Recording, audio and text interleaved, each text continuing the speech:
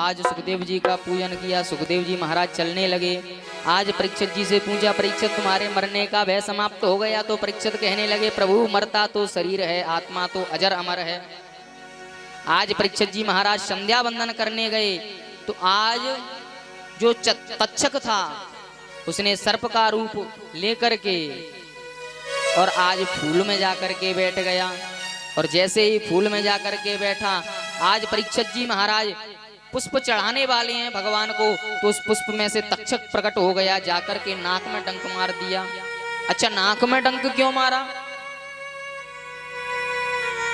तो जब परीक्षित जी महाराज कथा सुना, सुखदेव जी महाराज कथा सुना रहे थे, तो उन्होंने कहा तुम्हारे दादा भीम ने 10,000 हाथी पकड़ पकड़ के आकाश में फेंक दिए। तो परीक्षित जी महाराज ने नाक सकोड़ ली कि गुरुदेव ज्यादा ही कुछ फेंक रहे हैं, तो इसलिए केवल इनकी नाक कच्ची रह गई थी और पूरा शरीर वज्र का हो गया था।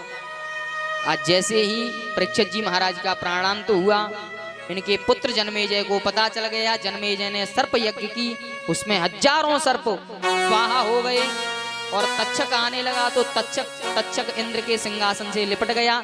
इंद्र का सिंहासन भी खिंचा चला आ रहा था। वहां पे ब्रह्मा जी प्रकट हो गए। ब्रह्मा जी ने कहा, अरे बेटा, ऐसे अगर तुम सर्पों को मार दोगे तो धरती पे कुछ नहीं बचेगा, और भगवान की बनाई हुई चीज कोई बेकार नहीं है, हमें प्रकृति से छेड़खानी नहीं करना चाहिए।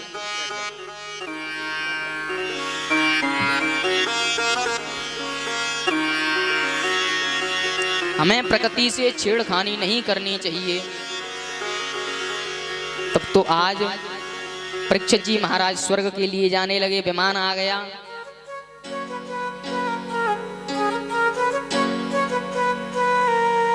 और देखो, शास्त्र ऐसा कहता है कि जिस व्यक्ति ने 7 दिन में एक भी दिन कथा नहीं सुनी हो, अगर वो 7वें दिन की कथा सुन ले तो उसे पूरी कथा का फल मिलता है। अब हम आपको ये बताएंगे 7 दिन तक हमने आपको कौन कौन सी कथा श्रवण कराई। सबसे पहले तो हमने आपको पहले दिन भागवत का महात्म्य बताया, फिर आपको महाभारत ध्रुव चरित्र पहला चरित्र की कथा सुनाई दूसरे दिन। तीसरे दिन वामन भगवान का जन्म हुआ, नृपोपाख्यान, पुरंजनोपाख्यान, भूगोल खगोल की कथा।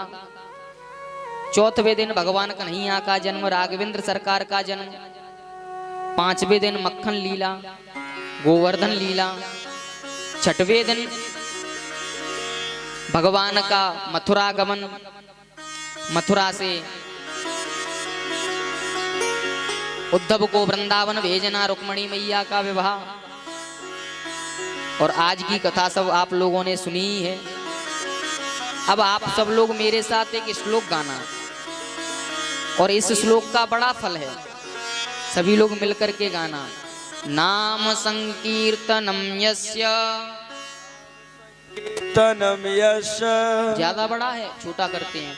नाम संकीर्तनम यस्य सर्व पाप प्रणाशनम प्रणामो दुख समनः स्तम नमामि हरिं परम। नाम संकीर्तनम यस्य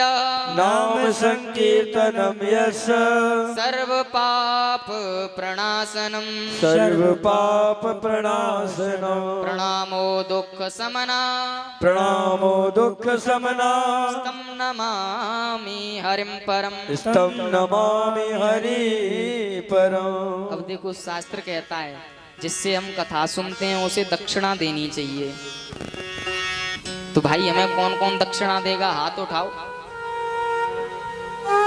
पैसा ही न लाए संघ में दक्षिणा देने को। इनको ये लग रही है कि तुम महाराज जी पैसा ना मांग ले। भैया, हमें पैसा नहीं चाहिए। दाता एक राम जी, भिखारी सारी दुनिया। हम भिखारियों से नहीं मांगते, हम सब भिखारी हैं। कोई तो मंदिर के बाहर मांगता है, कोई मंदिर के भीतर मांगता है, लेकिन मांगते सब हैं। कोई हम तुमसे मांगता है, कोई भगवान से मांगता है। दुनिया में कोई ऐसा है जो नहीं मांगता हो? सब मांगते हैं। दाता एक राम जी, भिखारी सारी दुनिया। हमें केवल दक्षिणा में आपसे इतना ही चाहिए कि जब तक हम धरती पे रहें, जब तक हमारा जीवन रहे, तब तक हमारे मुखार बिंद से ऐसे ही भगवान की कथा गुनगुनाती रहे। बस यही आशीर्वाद में चाहिए और हमें कुछ नहीं चाहिए।